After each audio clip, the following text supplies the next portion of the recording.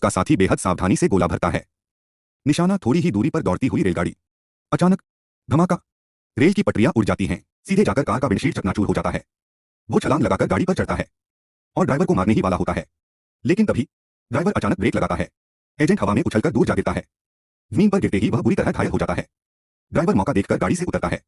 बंदूक तानकर गोली चलाने ही वाला होता है, तभी उसके साथी समय पर पहुंच जाते हैं।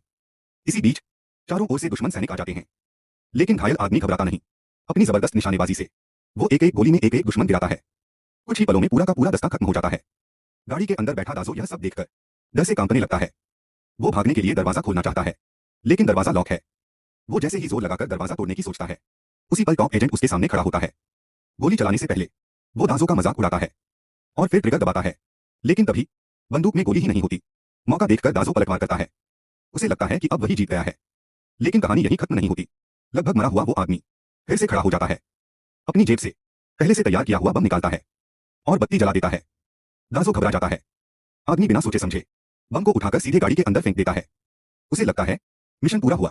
ताकत खत्म होने पर वो जमीन पर गिर जाता है, लेकिन तभी एक और अनहोनी। दासो बम उठाकर वापस आदमी की तरफ फेंक देता है। आदमी के पास अब उसे उठाने की भी ताकत नहीं बची है। बम फटने ही वाला होता है और तभी एक कुत्ता गाड़ी से कूदता है। दासो उसे रोकना चाहता है, लेकिन बहुत देर हो चुकी होती है। कुत्ता बम को मुंह में दबाता है और तेजी से दूर